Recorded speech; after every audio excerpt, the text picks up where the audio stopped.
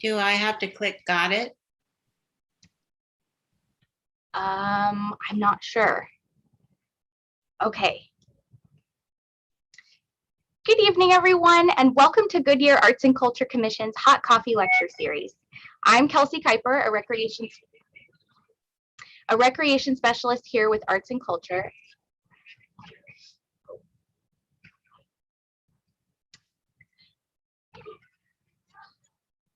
I'm a recreation specialist here with Arts and Culture, and assisting me tonight is Rosie Becerra, a recreation programmer with the City of Goodyear. Before we begin tonight's lecture, we have a very special message from our Vice Mayor, Brandon Hampton.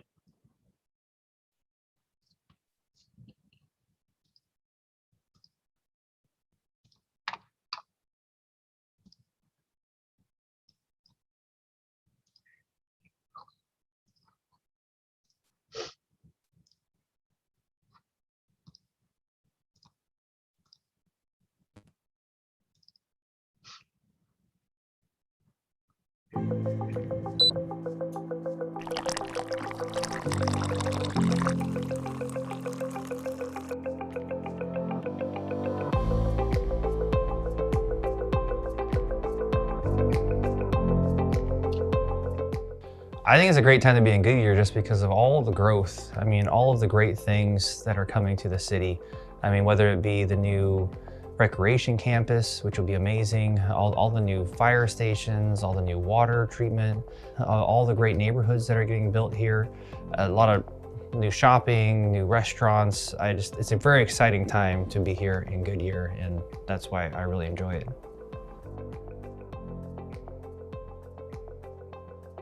Sometimes people forget how important the airport is and the history there of the war effort, of the Blue Angels flying out of there, of the Goodyear blimp being there, and just how big of a resource it was for the Navy as a Navy base, and how a lot of the early residents were from the military, along with the cotton farmers and the war effort with that as well. But I think a lot of people don't realize what the airport was used for originally and why it was built, and why the housing around the airport is how it is and the way it looks.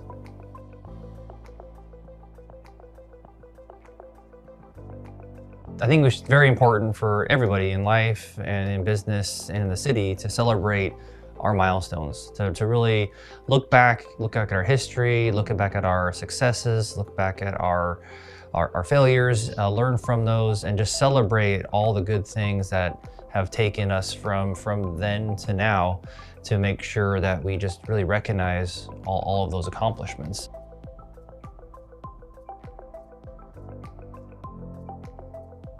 I see nothing but growth. I see nothing but good places to live, more people to come here, and more jobs that people can work at.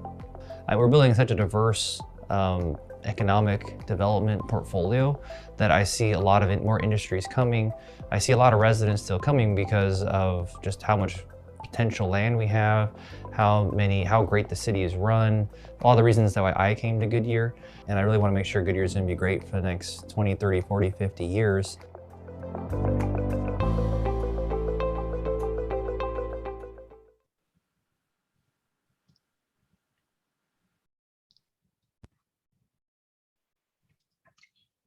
Thank you, Vice Mayor Hampton.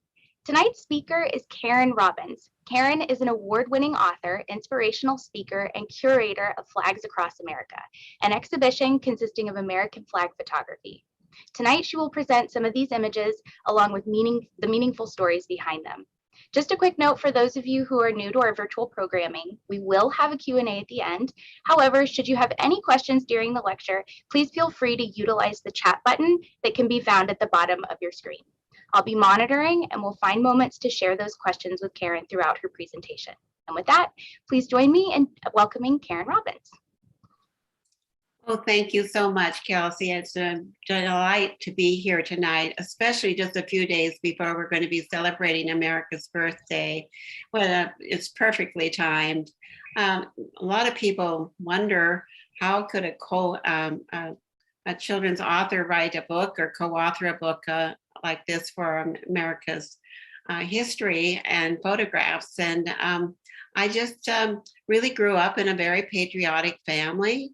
My father was in the Marine Corps. My older brother was captain in the Marine Corps and served in Vietnam. And I lost a boyfriend in the Vietnam War. So it's part of my core. I was always taught as a little girl to love God and country and love the flag.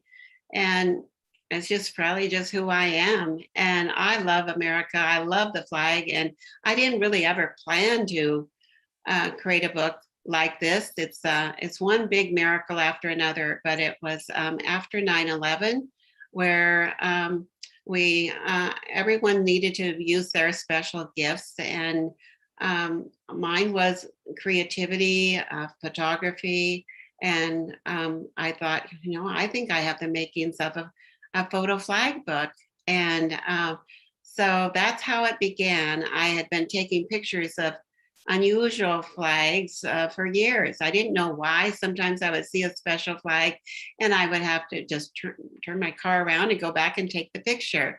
But then I just thought, yeah, I think I have the makings of a flag book for our country. But fortunately, I met my co-author, Dale Baskin. Could we see that slide, please?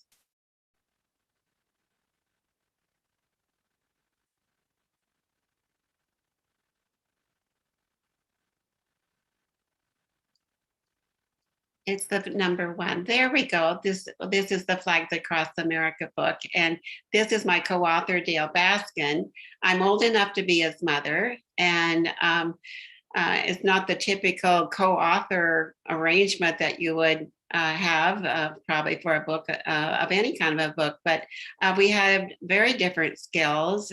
He's an award-winning photographer and filmmaker, and I'm basically a kindergarten teacher, lover of children, was Miss Karen on Romper Room years ago, but together we had different gifts and skills, and we were able to combine those and work together. And we worked on this book for 6 years, but it was quite a miracle that I found him. I went to the Mountaineers meeting in Seattle, where I was living at that time, and it was in September. And for the Mountaineers, most all the photographers bring nature shots or animal shots, nature. And Dale brought 6 images of 9/11 because he had been in New York City and took over 100 pictures of 9/11 at the time. And then I brought 6 pictures of my flag pictures because we both thought about the same thing in bringing pictures to celebrate, or not celebrate, but just to honor this time of our history. And that's how we met. And it was a wonderful combination working with Dale and doing this book together. Next slide, please. This is Child Hassan's piece of painting, and it's titled Flags on the Waldorf. It was made in 1916, and Child Hassan was one of America's foremost U.S. Artists during World War I. And he was the first artist to ever paint the American flag. And he spent the next 30 years painting the American flag. And he's most famous for the 14 different images that he has painted. Isn't that simply beautiful? Next slide, please. Next slide, please. This is a picture, or actually it's a painting done by Leon Ferris, and sitting on the chair with a little is George Washington, and then there's Betsy Ross, and I guess it's I think Major Ross and Robert Morris are there in Betsy's home. She was known to be a very excellent seamstress, and I think, as I was told, that Betsy and George Washington worshiped at the same church. And so he knew of her skills as a seamstress. They came over to his house to see if Betsy could help them make a 6-pointed star. And she said, oh, that's too complicated. I can cut a 5-pointed star in one snip. So she took, I guess, a little cloth of paper, or a piece of cloth, and then her scissors, and she folded it quickly, and then she took her scissors and snipped it in one snip, and then look, she made a 5-pointed star. And at the end of the program tonight, I'm going to teach you how to fold and make a 5-pointed star in one snip. And maybe you can celebrate or have your guests on the 4th of July have fun making stars together. Let's see, let's go on to the next slide, please. This is the living flag from Sauk, Wisconsin. You can see it's listed there in 1959. And there were 8 women that made this original flag at this time. Sauk, Wisconsin is really such a small town that it's not even on their map. But boy, do they love our country and the flag, and they put on big patriotic programs and parades and festivals. They have such great spirit. And it was started by Norma Clavadasher, and Norma is all over here. You can see it, her name is on the top there at the end of the first woman in the line of the flag. And when I saw this picture, I thought, I've got to get this for the flag book. I mean, how can I find this? And somehow I don't know if I didn't Google her, but I found her phone number by calling, I guess, the phone directory or something. And I called her at her on her home phone, and she said, "How did you find me?" And I said, "It was a miracle. I'm just delighted I found you because I love your photo of the living flag, and we'd like to have it in our flag book." And she said, oh, that she would be so honored. The ladies would be so honored. So she was one of my first photo people that I had contacted and found, and we became very good friends. Next slide, please.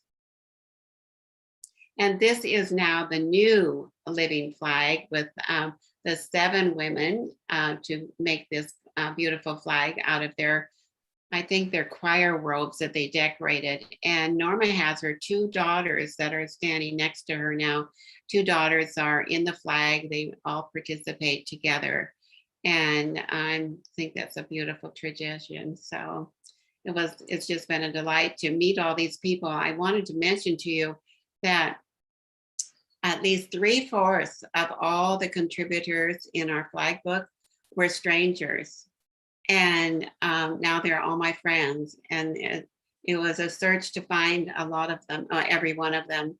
And I was very persistent and just kept praying for miracles that I would find. Sometimes I would find a photo and I think, oh, I've just got to find this photo. And sure enough, with persistence, I located them. Okay, next slide, please. Karen, before you go to the next slide, there is a question. What resources did you use other than like the photographs? Like, what resources did you use to find some of these people? Oh, goodness.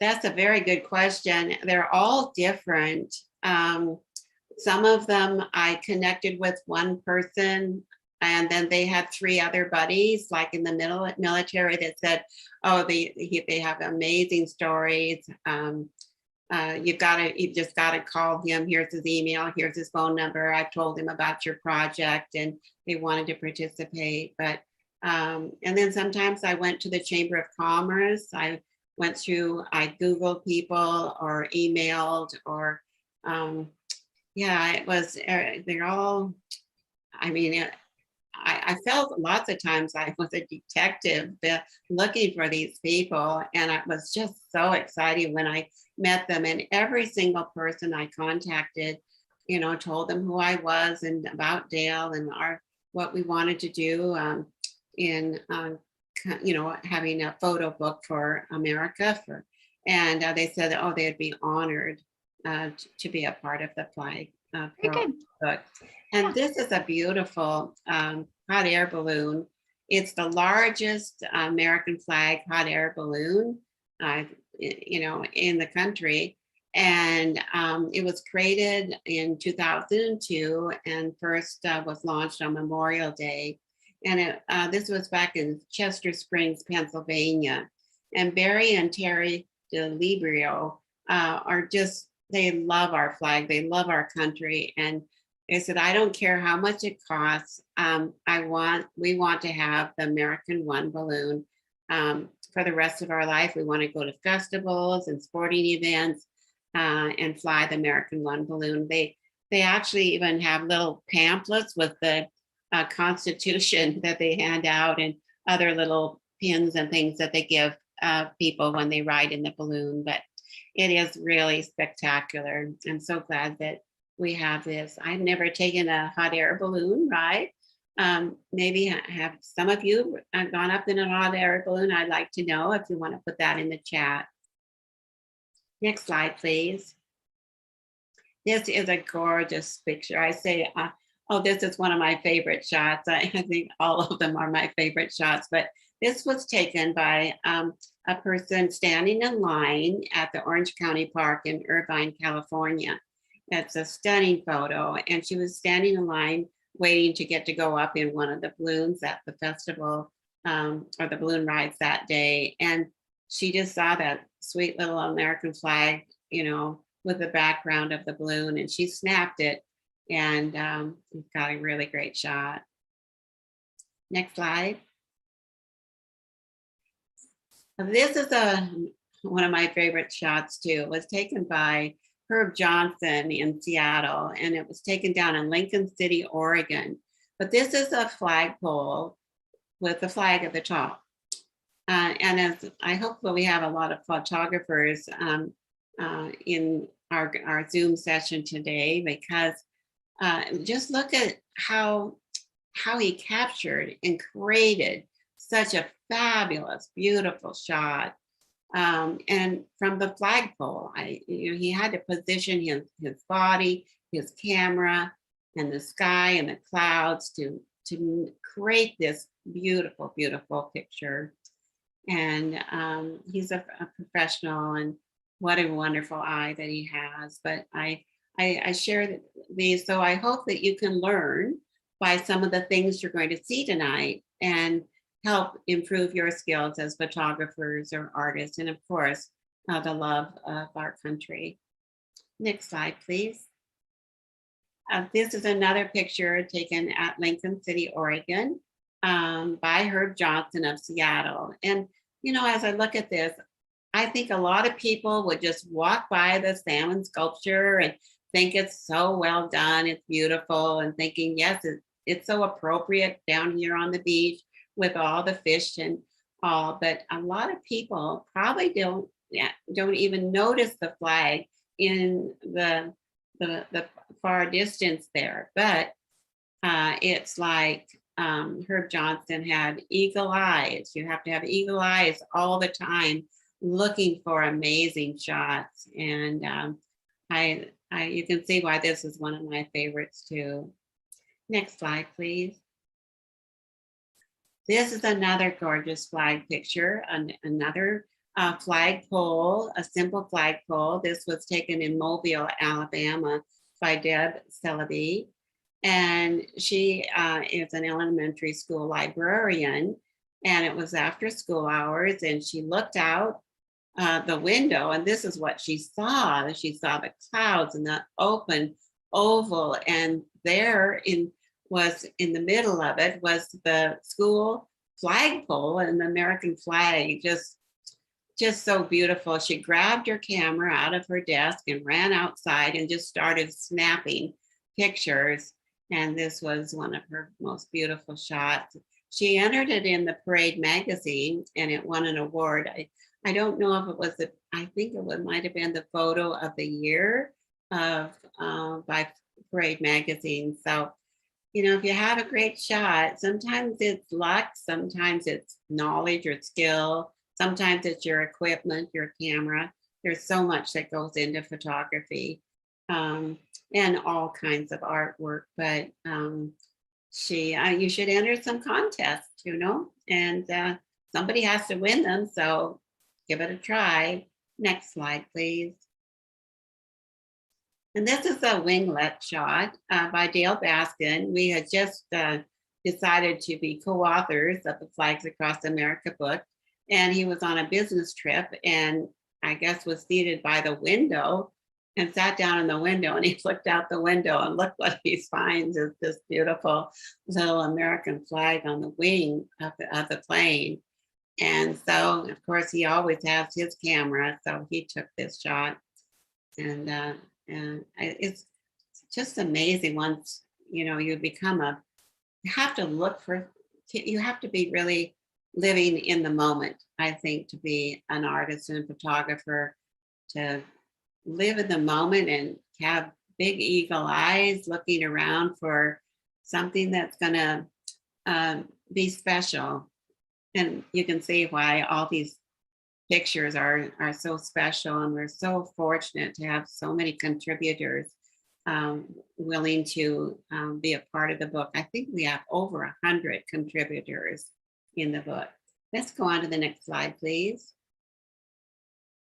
This is Kevin Scarvna from San Clemente, California, and he's a longboard champion. Now, it's been several years, you know, that I interviewed Kevin, but at that time he was third in the world as a longboard champion, and he was competing in, you know, all over the world against all these different countries.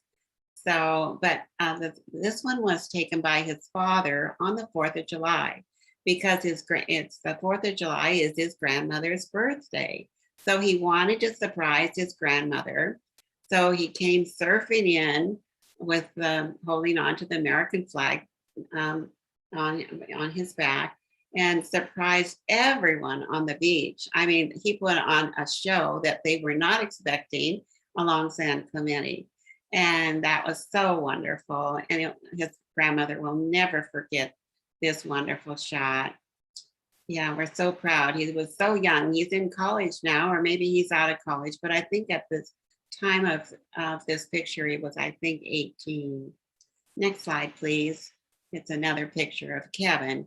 And this is one of his shots that he sent to us, because whenever he's competing in, you know, the world's competition for longboards, he always wears the American flag on his trunks. And I love this shot. And he's such a wonderful young, wonderful American young man. And I don't know what he's going to do next, but we're thrilled to have him in the book. Next slide, please. Oh, this is a great shot taken by twin daughters of a person I met up in Oregon, and he's is in the posse, and he's a big rodeo person, and all his life. And I went to a rodeo in Eastern Washington when I was probably 10 years old, but I'm looking forward to going to a rodeo here in Arizona. I do want to go real soon, maybe this summer, hopefully. But I told him about our flag. He said, well, I've got a great shot. My twin girls took this shot, and you've got to have a rodeo shot. I said, yes, we do. And the story, and he and the father wrote the story about how patriotic the rodeos are, and they celebrate with the horse riding in with the American flag, and everyone. It's a thrilling moment to have the rodeo begin, and that rodeos are for families and all America, and they love the American flag. Next slide, please. This is a very unusual flag, and it has an unusual story, because this was a cabinet company, and it was in North Carolina. And they, made cabinets. And then one day, these 3 Green Beret fellas, they were going to open up a brewery. And they came and asked if they could, the company could make a bar, a special bar for their brewery, for their tap room. And they were all excited. It was going to be a whole new project for them. And so they became, over the time of the project, they became very, very close friends, and just loved these, working together. And the fellas loved the bar that they made out of whiskey barrels, and that they thought this would be more fun. Let's use whiskey barrels to make this rustic bar in their tap room. And so that's what they made. And then they had become such good friends, and they wanted to honor these three Green Beret service people, and said, we need to give them a special gift. Let's make an American flag out of whiskey barrels. Let's give it a try and let's surprise them. And so they made this very first American flag out of whiskey barrels and delivered it to them, and they loved it. And then everyone loved the whiskey barrel flag, and everybody wanted one. They wanted, and they were getting orders for this. And now they've started the Heritage Flag Company. That's what they're doing now, is making these wonderful whiskey barrel flags. And they said that everyone is unique. Everyone is different. They're all using a whiskey barrel, but they're all unique and different, just like all Americans are unique and special. We're all Americans, but we all have our unique qualities. Next slide, please. This is quite a contrast from the whiskey barrel to a very, very fine wooden, beautiful American flag, and it's made by Tom Moser. And he is the founder of the Thomas Moser Company, and he's a wood maker. And yet he had always loved the American flag, and he served in the Air Force. Let me see, is this right? Yes, he served in the Air Force when he was 18 years old, and he was stationed in Greenland. And his job, one of his jobs he was given while he was in Greenland, was to raise and lower the American flag every single day. And it was in frigid temperature, and the wind would blow. And it was a horrific job, but he took pride in doing it properly and respectfully to bring down, raise and then lower the American flag every single day. And so he now makes these beautiful wooden flags. I do not know how he makes the stars, but he has somebody that had a special tool to make these little stars. But he uses real different colors of wood to make the colors of the flag. And we're so thrilled for his participation. And we have about three pictures of his flag, the wooden flags from Thomas Moser. Next slide, please. This is a beautiful painting that was done by Chris Hopkins of a little girl receiving the flag. And Chris Hopkins is one of the top painters in America, and he lives outside of Seattle. And I was really delighted to make this connection with him. Such a beautiful painting. And I want you to see the next painting that he did. Next slide, here it is. He was commissioned to make this poster for the official Operation Desert Storm Homecoming, and that was back in 1991.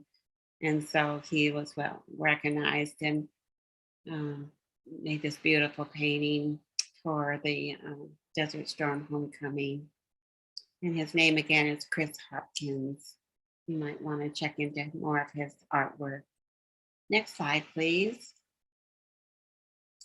Well, this is a really fun one. This is one of my favorite flags. And this young man, he was when this picture was taken, he was, I think, 18 years old, and he was a senior in high school. And I saw this picture, I thought, oh my gosh, how did he make this flag? What is it made out of?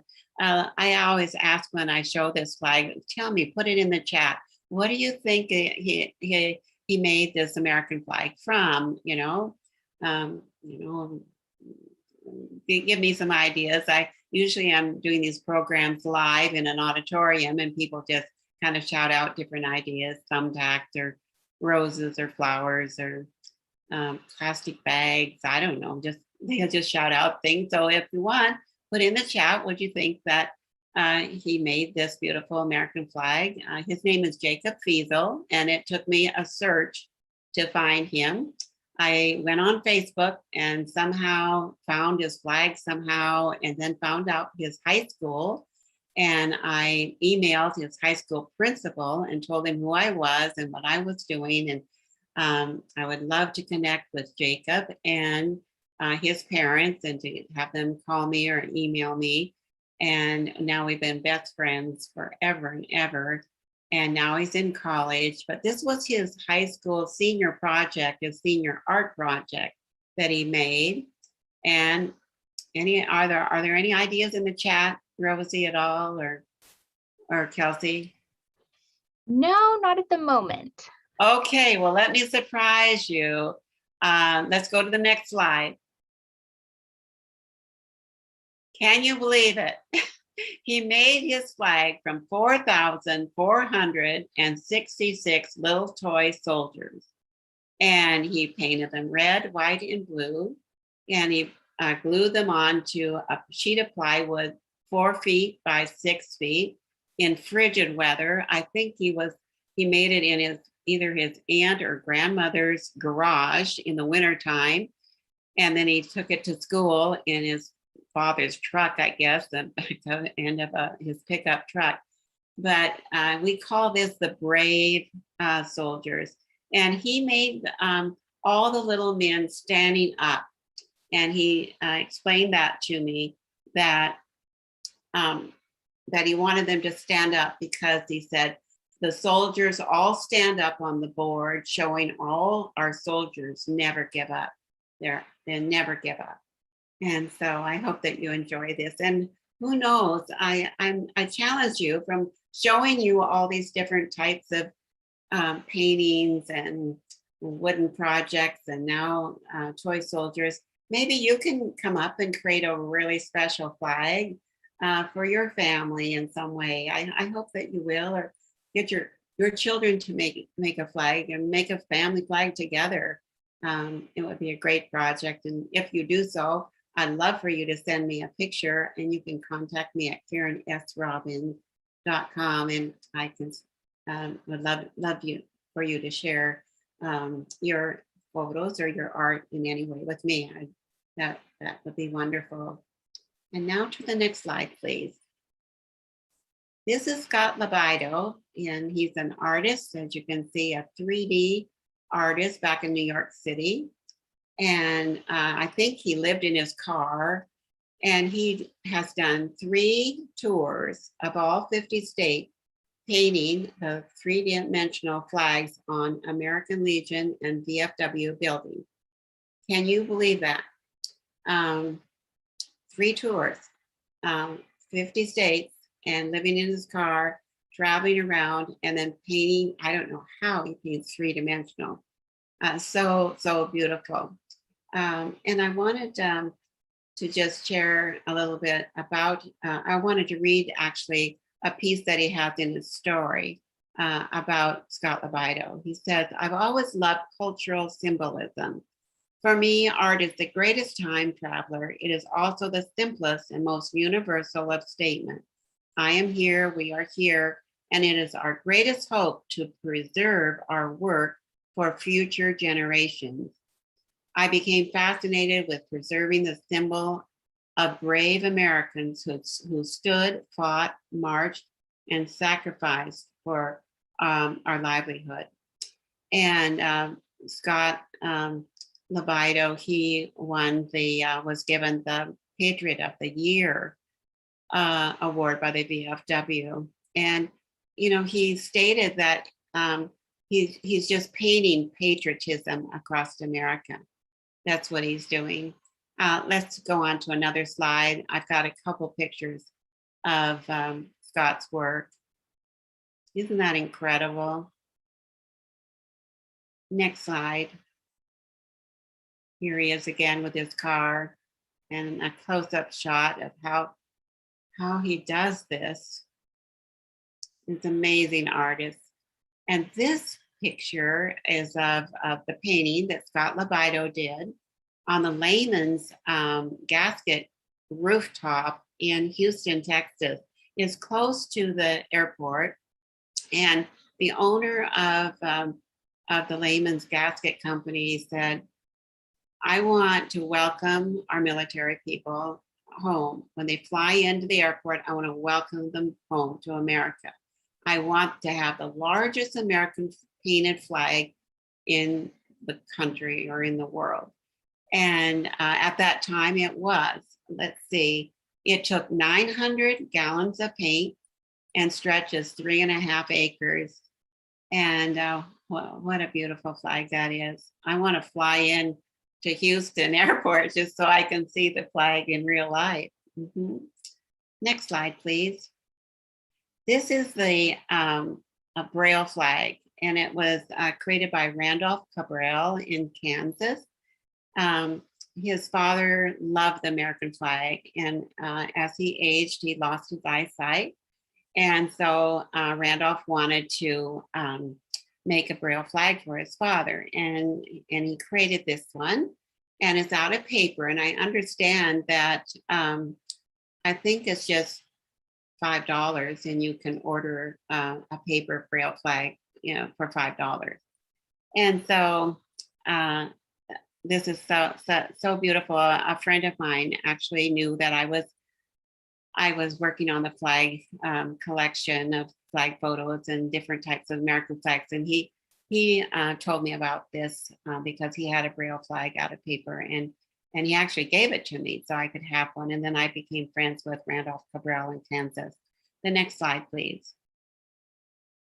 This is the official Braille flag that was just in 2019 became adopted as the official Braille flag for our country. And there's a Braille flag in the White House now, and also in Arlington Cemetery. And Randolph Cabral, with his senator, I guess, was able to help, orchestrate this and have it accepted officially as the Braille flag for our country. So when you go to Arlington or the White House sometime, be sure you look for this. Next slide. Oh my goodness, look at what we have here. This is the Star Spangled Ambassador flag. It's an amazing story. And this is Richard Parks, who served in the Air Force, and he was an aircraft mechanic at Andrews Air Force Base. And he was on special missions with that aircraft. And he started taking just a regular American flag. He wished it had been something special, a special American flag, but it was just a regular American flag. And he started taking it on missions with him. And he was allowed to fly on these missions. And so he carried the flag documenting the journey. And now my flag has traveled to the world's 7 continents, 51 countries, aboard 66 aircraft carriers, flown over 9 air bases, and photographed with many notable Americans. And it's still traveling, and it has no plan to retire. And here it's pictured with NASA's commander, Scott Kelly, and Richard Parks together. But it's quite a long story. I've had a few, people tell me this is one of their very favorite stories. It's an amazing story how this flag, has taken part in all over the world. And that was several years ago. So I'm sure that he is the little flag has been traveling a lot of other places too. Next slide, please. So this is a real special picture taken right here in Arizona. This is Tony Escamillo, a hiker and a runner who loves America. All his family members served in the military, but for some reason he wasn't able to serve. And so Tony wanted to display the American flag on the highest peak of Thunderbird Park. And I believe he would run up the mountain and then with the flag, and then he would positioned them up on the top. And I think, if I remember the story right, he took 15 flags up onto the top of the mountain and took these 15 flags up there. But because they kept disappearing and he didn't know why or who was taking the flag down and what was going on, he just didn't understand. But finally he found out it was the city. I think the city or the county was taking, I need some water, I think, excuse me.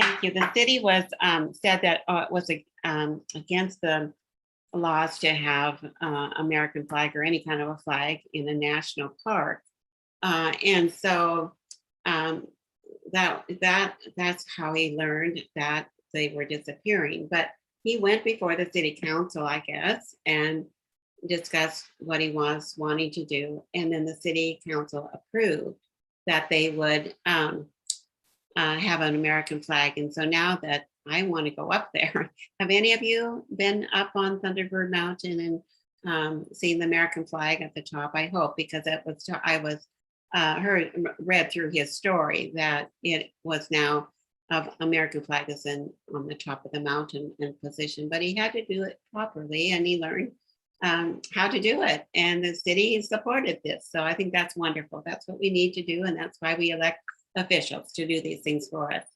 Next slide, please. This is a beautiful picture taken by Robert Knudsen. It's, of course, of Arlington Cemetery. Robert Knudsen is an official photographer for all 5 branches of the service, and his father did this before, and then now Robert has taken over the position. And so this picture was taken in Arlington, and it's in his book, A Living Treasure, Seasons of Arlington. It goes through all 4 seasons of Arlington. They're beautiful pictures. But next slide, please.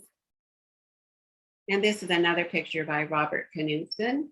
And this is of the columbarium where cremated remains are laid to rest. And a beautiful display of all those American flags there. Next slide, please. This is Lieutenant Colonel George Hardy. He's a Tuskegee Airman, or he was a Tuskegee Airman, and he flew his plane tall in the saddle. And he has a very, very exciting story. I saw the movie of the Tuskegee Airmen in my home at that time in Gig Harbor, Washington, and I was so drawn to this wonderful film and this whole story and how important the Tuskegee Airmen were to our other pilots. And so then I connected with their nonprofit organization, and I wanted to write a story, and I was connected to Lieutenant Colonel George Hardy. And next slide, please. And I had mentioned that his plane was tall in the saddle. Well, this is Peter Teichman, and along with George Hardy. And Peter Teichman lives in the UK, and he collects historical airplanes. And he happened to purchase Tall in the Saddle and wanted to know who had flown the plane the last time. And he found through his research, it was Lieutenant Colonel George Hardy, I think living in Florida. Anyway, he contacted George and said, "Hey, I just bought your plane. I want to fly you over to the UK. Come on over, and I'm going to let you fly the plane again." Isn't that fabulous?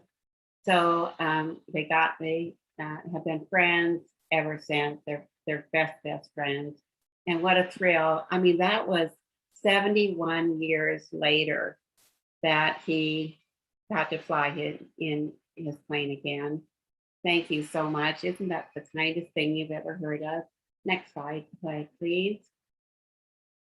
This is a beautiful American flag. It was created by Melinda Beulah, and it came from the National Quilt Museum in Kentucky. Maybe some of you have been to that National Quilt Museum. Melinda Beulah teaches classes in quilt making around the United States. She does workshops and I think even around the world. And she did this beautiful painting, well, quilting, but it's like painting she paints with cloth because every change of color is cloth, but it looks like paint. And she made this American flag picture when her son, who had just graduated from college, then went into the Marine Corps. And I think then he went off to Iraq, and it just calmed her nerves, her emotions. And she said, "I'm going to make a beautiful American flag a quilt for all Americans." She said, "This isn't my quilt." She says that it's not mine, it's ours. It belongs to all of us. And we give great thanks to the National Quilt Museum in Kentucky for this photo and her willingness to contribute to our book. Next slide, please. And this is quilts that is being made in Vashon Island in Washington. And after 9/11, all the quilters on Vashon had their special group, and they just so wanted to, do something. They wanted to do something for the veterans, and they just didn't know what to do. But they thought, we're quilters. We're going to have a quiltathon this weekend. We're going to have a quiltathon. And so that's what they decided to do. And so they sent out posters and said, come, bring your ironing board, bring your sewing machine, bring your fabric, and we're going to make quilts together. Leave your politics outside and come on in. And they did a quiltathon all weekend, and they made 100 quilts that weekend. And then they delivered them to Fort Lewis, and they just couldn't believe there are all these beautiful red, white, and blue patriotic quilts that they had made by hand and delivered to Fort Lewis base. And they said, well, when are you coming back? Can you make more? Oh, you want more? Oh, yes, we need more. We could use many, many more. Please help us. And so they formed the American Hero Quilts, was founded on Vashon Island. And now, over the years, people send money, people send fabrics, people send those top parts for the quilts from all over the world. And now, years ago, they told me that they had made 26,000 quilts for the wounded veterans, and it's probably over 50,000 now. But it just started with one person, Sue Nebiker, and calling the quilters together for one weekend. And look what they've accomplished now. Next slide, please. This is what they put. They put a patch on every quilt. You are our hero. Thank you, American Hero Quilts. A very touching picture. This is a beautiful picture. Well, it's not, I know, it's not beautiful. It's fun. It's cute. It's magical. And this was taken by Charles Needle, who knows of this technique in photography. And I actually, have done this now since Charles has taught me.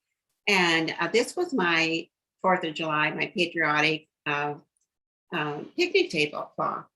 And I'm going to tell you how to do it. And maybe some of you would like to give it a try.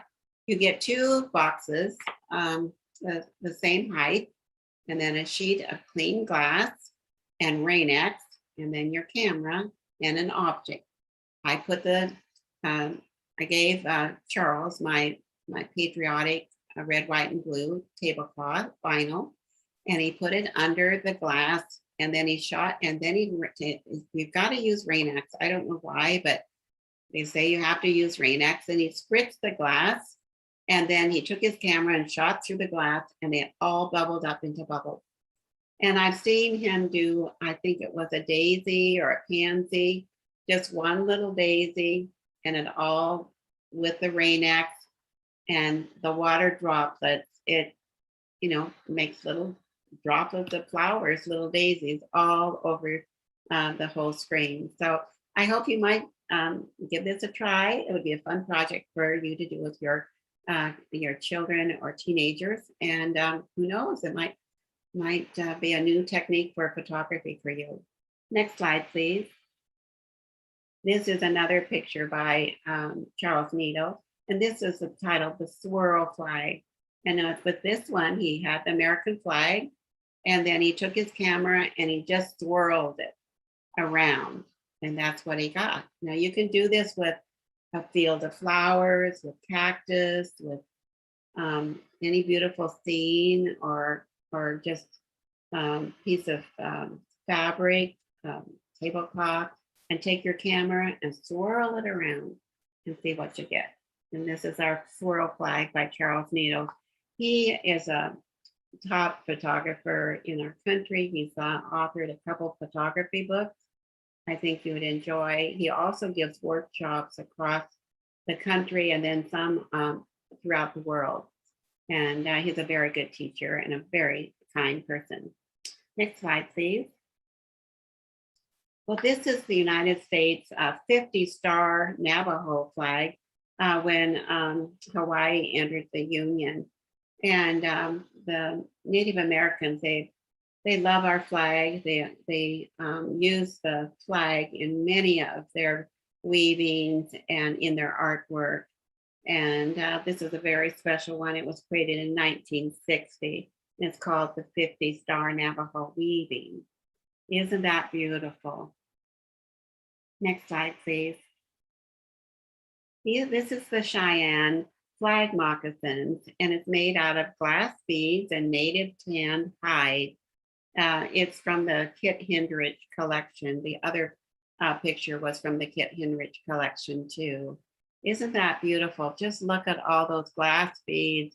They're so small. I don't know. They're such wonderful artists. Oh, it must have taken hours and days to make those moccasins. Next slide, please. This is a beautiful American flag made out of bottle caps. It was created by Ross Palmer Beecher. She lives in Seattle and is one of the top folk artists in America. And she uses wire, aluminum cans, bottle caps, tin with found objects to create her folk art. And she's made numerous flags. We have several of hers in the book. And whenever she, doesn't know exactly what to make, she always says, I can make another American flag because I love the flag so much and they're never going to go out of style. So she's made a lot of different flag. And I want to show you the next slide, and we'll see her next flag picture that she made after 9/11. She wanted to recognize the firemen and the first responders. And these are these little match car vehicles. And she took a hacksaw and sawed them in half. Isn't that amazing? Because I guess if they were the whole little car, they would stick out too far. And somehow she's used metal, tin cans and tin, and then all the little cars and vehicles and trucks to honor the New York City Fire Department. And I believe this is made out of a t-shirt that New York fireman's t-shirt also. She's so well known, and she's contributed a lot in the folk art for our country. And the next slide, please. This is Todd Mafati's work. He's an assemblage artist and lives in California. I first saw his work at the Folk Art Museum in New York City. And I just was so thrilled to find one of his folk art flags. And they said, I said, I need information. How can I locate him? A phone number, address, email, something. And so they connected me with the director of the Folk Art Museum in her office. Turned out she was one of my sorority sisters from the University of Washington. Now that was a big miracle. And so I'm talking to her on the phone from the gift shop. And she said, well, I think he has like 12 or 14. He has a whole bunch more. I said, oh my gosh, this is like a miracle, another miracle too, because I was just liking the one I saw in the museum. So he has made a lot of folk art flags as an assemblage artist. And we have several of Todd McBody's flags. The next slide, and I'll show you another one that he made. And this one is made out of rulers. So imagine that, red and then the yellow rulers. Next slide, please. And this is the chef's flag made out of wooden spoons. Isn't that clever? Who would have ever thought of making a flag out of wooden spoons and calling it the chef's flag? Well, Todd McBody, this is what he does. He assembles things and makes things. So I hope some of these ideas I'm sharing with you tonight, that they're giving you ideas of what you and your children might be able to make, a flag from what, who knows? I can't wait to see. Next slide, please. This is a flag. I love this flag by Kit Hendrich. And he's a top designer in San Francisco, but he's also one of the collectors of Americana memorabilia. He's one of 10. He's probably one of the top Americana collectors in America. He has a huge collection, and he authored this beautiful book called Long May She Wait. It's a huge book, beautiful book. I certainly have it in my collection, but I love this. These pencils made into the American flag. Next slide, please. And this is baseball. Of course, baseball is all American, so let's play ball. And this is from Kit Hendrich too. Kit Hendrich was so generous. He was, well, all the contributors are generous, but we have a lot of his collection in our book, and we just felt so honored to have his work in our Flags Across America book, because he's one of the tops, and he's has such a collection. I think he'll have a museum someday. Maybe he does have a museum now too. Next slide, please. This is the floral flag in Lompoc, California, and it was planted after 9/11. It was planted by a seed company. They wanted to bring joy and beauty of our flag to all the people in the area. And so they somehow, I don't know how they could ever figure out, especially how to make those stars, those 5-pointed stars, 50 of them.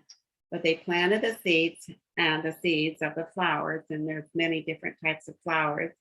And there's a total of 2 million flowers to make this floral flag. Now, one of my friends, I think, saw this flag on the internet, and she gave it to me, and I said, oh, I gotta get it. I've gotta find the photographer. And so it was a search.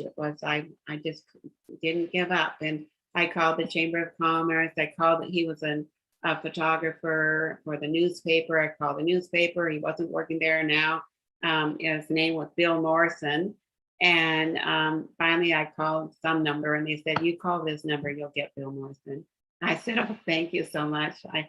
I just love his floral flag. And he had a buddy with a small plane, and he wanted to get the picture taken, an aerial shot, before it went to seed.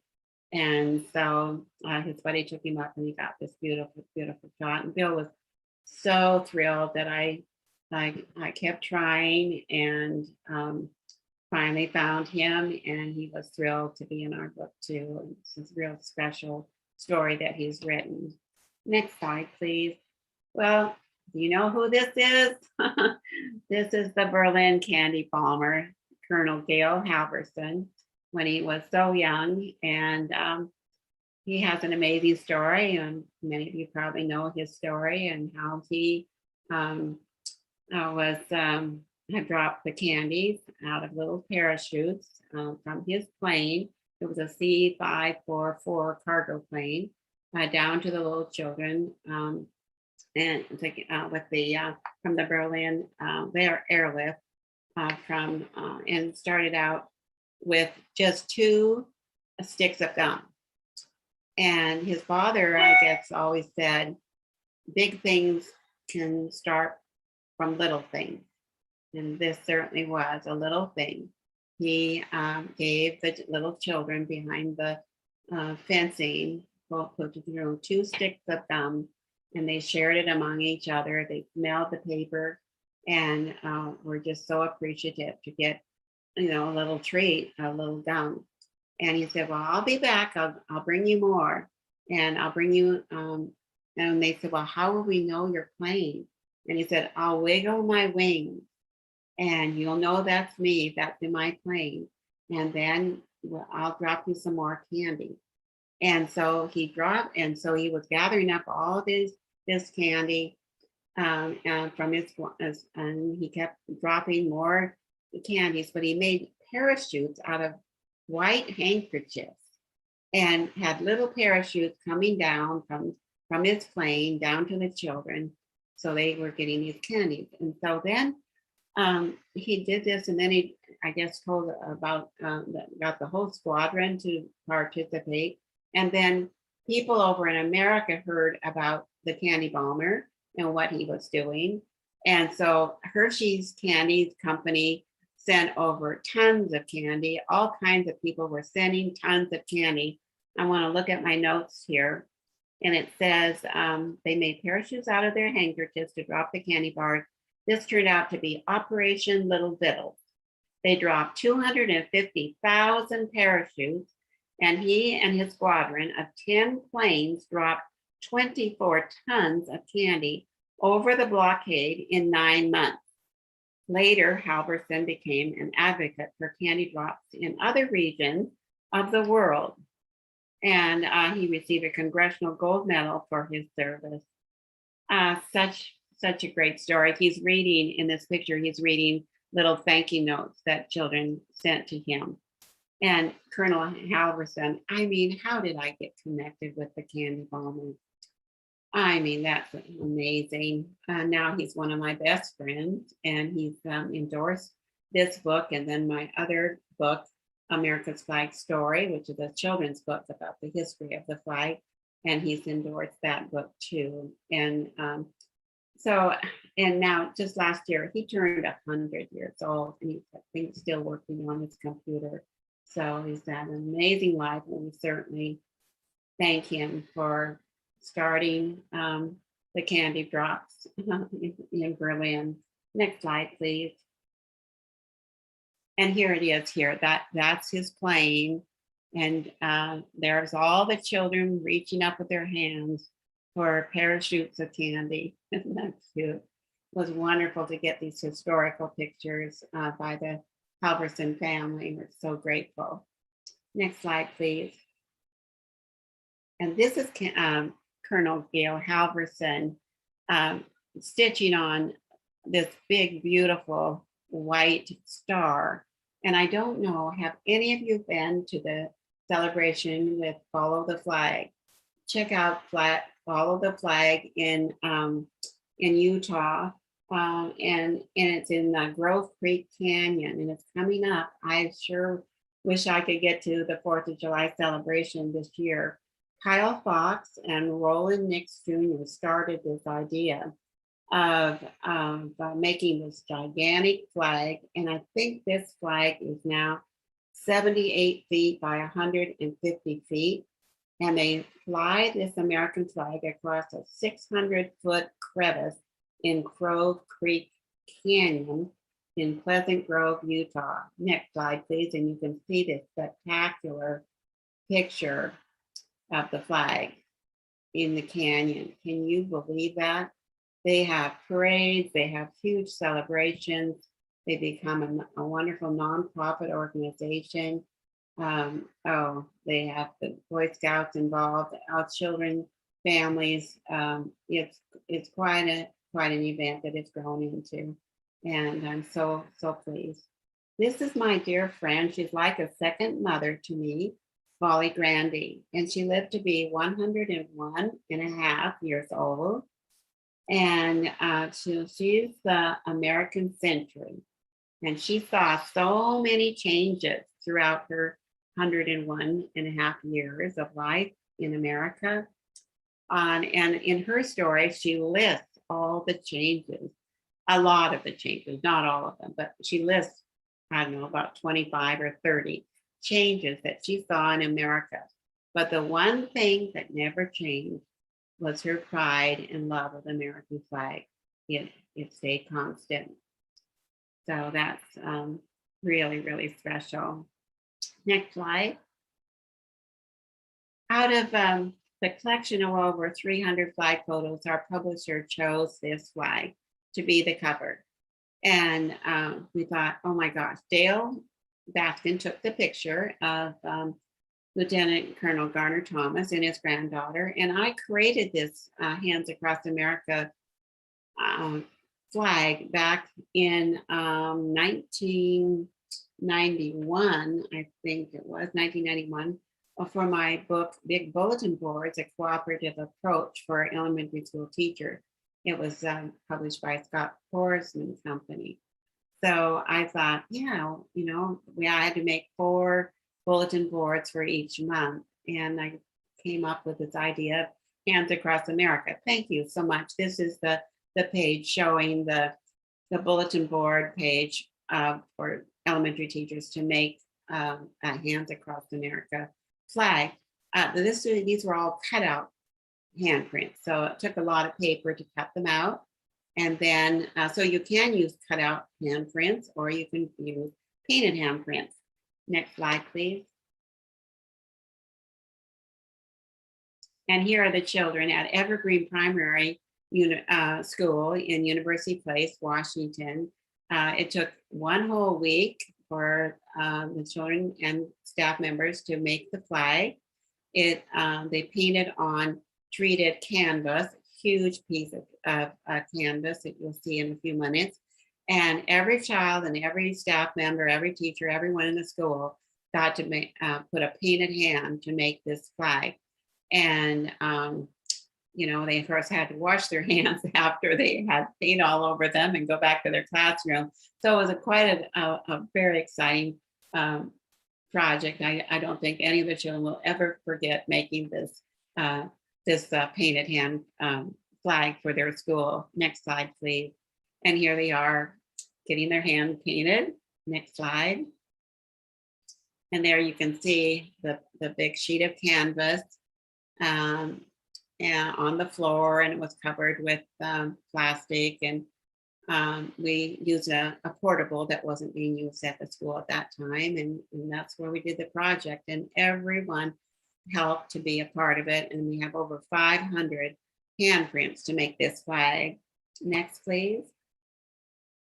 And here we are. We've got all those little blue handprints, and then the white ones and the red ones. And it was a real math lesson, figuring out all the proper dimensions and everything, but it was a lot of fun. It was a big project, but it was worth it. And now it's hung in their gymnasium. It's permanently displayed and installed on their wall, along with a plaque with the dates and the process of making the flag.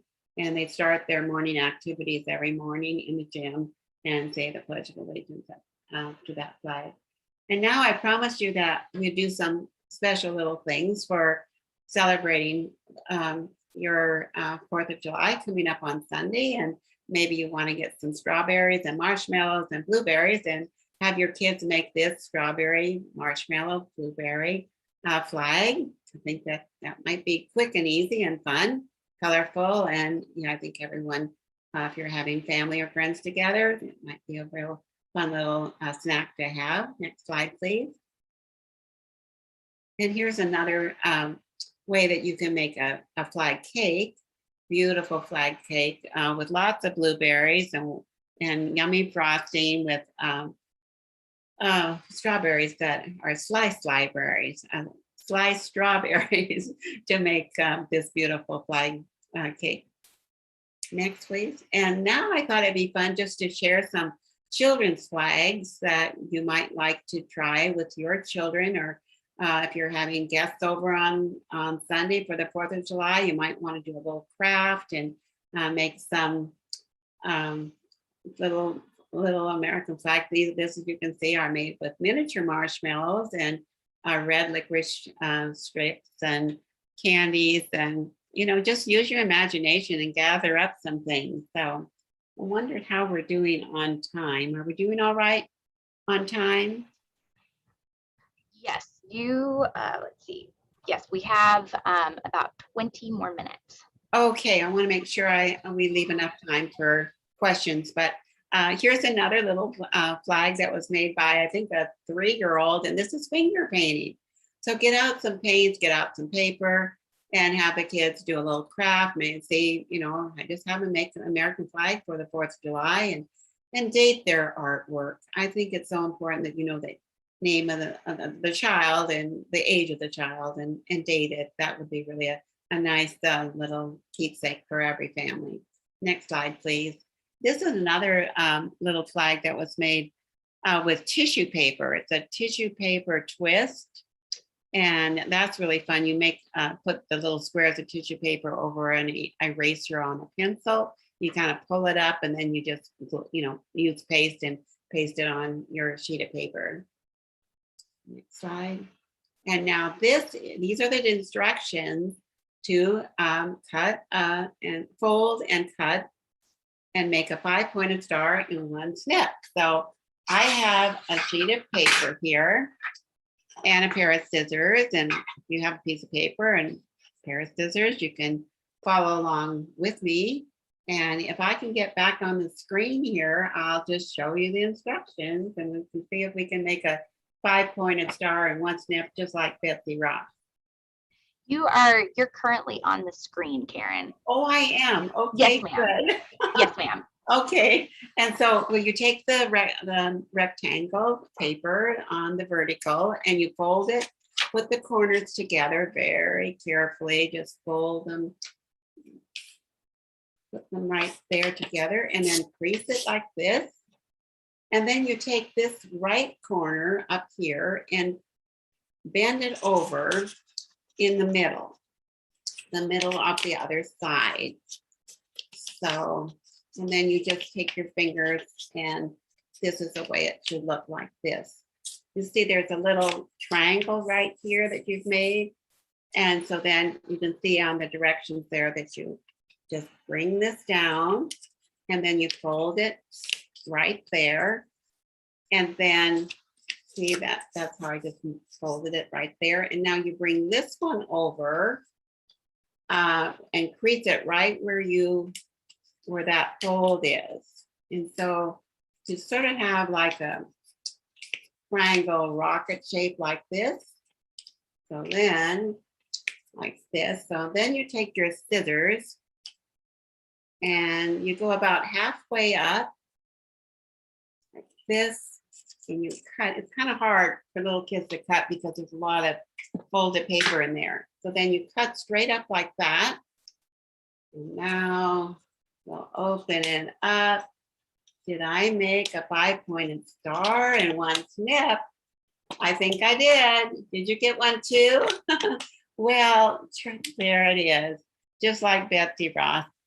I have it maybe 4th of July on Sunday to just have some paper and scissors out and do the folding and give it a try and have the little kids make some stars for the American flag and celebration, or you can make them into placemats or name cards or something. Just have fun, make it fun, and happy 4th of July to all of you. I wish you just the best celebration of celebrating our America's birthday and gathering friends and family together. We've had a hard year. We've been in isolation. We haven't been able to be together, hug people, and I hope that you have a fabulous day on Sunday. And I hope that you will take your hands and hold hands. We can touch each other now, so hold hands across America.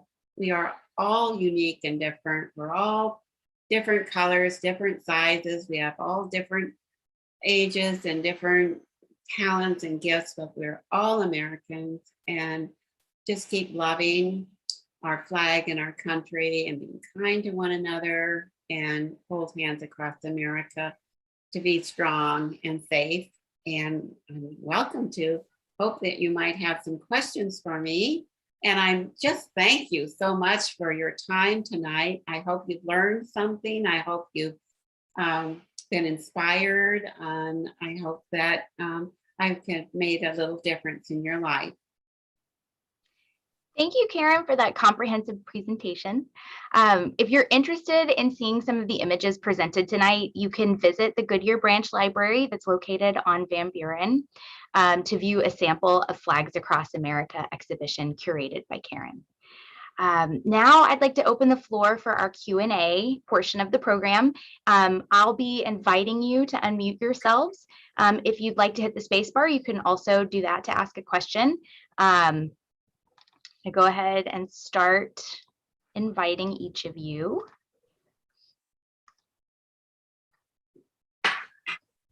Otherwise, feel free to put questions in the chat. I'll be looking there as well.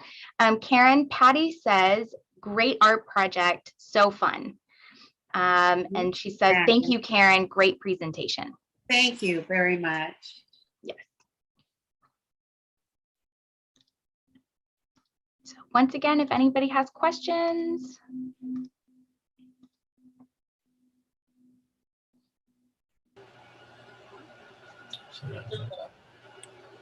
Where can we purchase the book?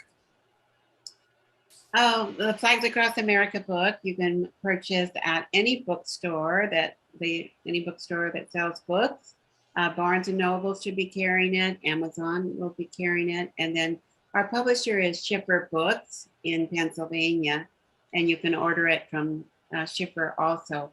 I might really like to mention this because I don't know of other publishers. Maybe they have this program, but Schiffer has a program that if you have a nonprofit organization and you need, a fundraiser to raise money for your nonprofit, you can purchase books, children's books, or Flags Across America book, America's Flags Right, any of the Schiffer books. You can purchase them for wholesale price, and so that's a really.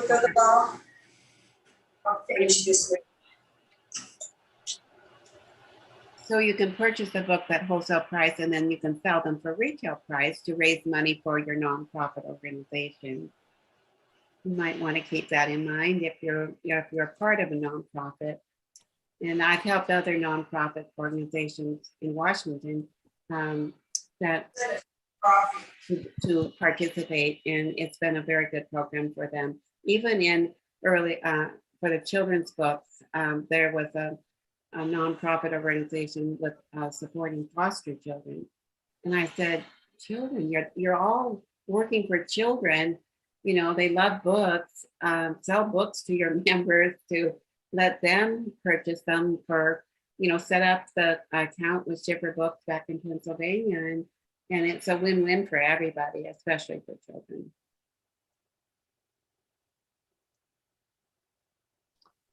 Would anybody else like to ask a question? I would like to ask a question. I wondered what states are represented tonight. Could they put in the chat what state they're coming from tonight? I'm just kind of curious. Since I've moved to Arizona and I have a lot of Washington friends, and now I have a lot of new Arizona friends. So I wondered kind of who's out there since I can't see you. It's Bob and Barbie from Washington State. Oh, Bob and Barbie from Washington State. Yes. Hi there. How fun to see you. Hi, Karen. It's Liz and Steve from Seattle. Oh, Liz and Steve, Cedar Green. Okay, Liz and Steve. Oh my gosh. Steve and I our families were best friends. We were little kids and 5 years old, probably out on Lake Chelan with our families and on their orchard too. And how nice of you to tune in tonight. I'm thrilled that you're here and we're able to take in the program. Pretty amazing, isn't it? I mean, when you do a live program, is in the auditorium, it's local, that's who you get. But something like this, I mean, now, anyone else from Washington or who, what, let me hear from some of my other viewers. So I have a Jim and Sherry, and they're from Arizona.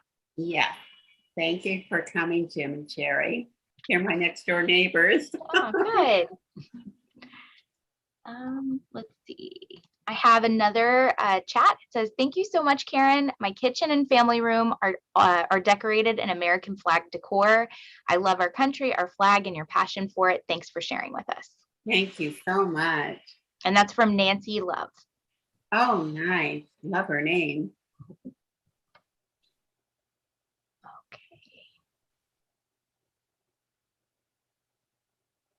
I'll give us just a couple more seconds for questions or any other comments that you'd like to share. Once again, feel free to share them in the chat. If you're a little shy, that's okay. The chat works as well. I was very pleased. I have a question. Oh, yeah. This is Gail from Portland. And I'm wondering if you're considering writing a book for children about flags. Oh, well, Gail from Portland. Hi, Gail. Gail's one of my Hi. dear friends, too. Well, I did write America's Flag Story, and it's a beautiful picture book. It was published by Shipper Book, and the illustrations are by James, and he's a realist artist, and his illustrations are beyond anything I've ever seen, and it is a beautiful book. I would check out America's Flag Story. I think it's geared for 4 to 12-year-olds, but I really want to, I guess, thinking of being a children's author, but children are the future of our country. We must teach our children to love and respect our country and to know the history of all the people who have gone to fight for our freedom and lost their lives, whatever we have so much to be so grateful for every single day. And the children really need to know America's history. And I think it was President Ronald Reagan who said that patriotism isn't in our genes. And if we don't teach it to children, it could be lost in one generation. So that's why it's so important that we really instill and teach the children about our country and about our flag. So that's why I really wanted to write a children's book, America's Flag Story. I hope that you'll look into that book too. Thank you for asking. Okay, Jim and Sherry wanted to share that they said, "Thank you for sharing. We learned so much and look forward to reading the book." Great, thank you. I know the stories. I mean, I was just giving snippets because I had a lot of different flag photos to share with you, but the stories are incredible. They're all different. I mean, that's the collection. I just think, yeah, but that makes up like Americans. We're all different. We all had different journeys, experiences, and the stories are just reflect that difference in individuals. And that is really such a blessing that we were able to capture so many different stories and from museums and from photographers, artists from all walks of life across the country. Okay, any other questions or comments before we go on to future events?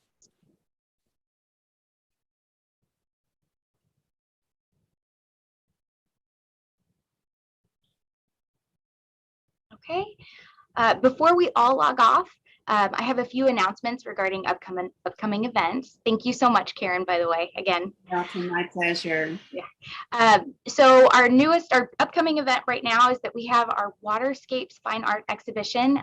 It's currently up in the Goodyear Branch Library. And once again, a reminder that a small sample of Karen's curated collection is actually in the library as well. And the library is located off of Van Buren. July 3rd, Goodyear Recreation Campus has its grand opening. But between 8 and 12, there's going to be formal ceremonies and guided tours and events.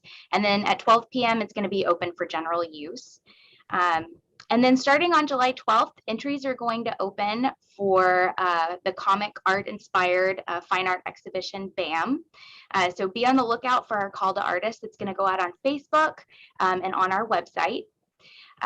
And then on July 7th, we have our next hot coffee lecture. And this one we're so excited about. We're actually going to end up back in person. Yay! Because our recreation campus is opening. And so we're going to be able to utilize that space and be in person. That'll be on July 7th. And we'll have guest speaker Sandra Bassett. And then Rosie, can you go to the next slide, please? Thank you. And then just to end our presentation, last but not least, the City of Goodyear has its Star Spangled 4th at the Goodyear Ballpark on July 4th. Gates open at 6 p.m., fireworks are at 9 p.m., and the event ends at 10 p.m. Looks like there's going to be live music, a zip line, just a ton of really fun stuff going on. So if you don't have plans yet, I would absolutely recommend this event because it's going to be a blast. And before I end, I don't know if anybody else has unmuted themselves, but I'm going to offer one more time for any questions or comments before we log off. Okay. Well, once again, Karen, thank you so much for taking your time to present your curated collection. And everybody have a wonderful evening. Thank you so much.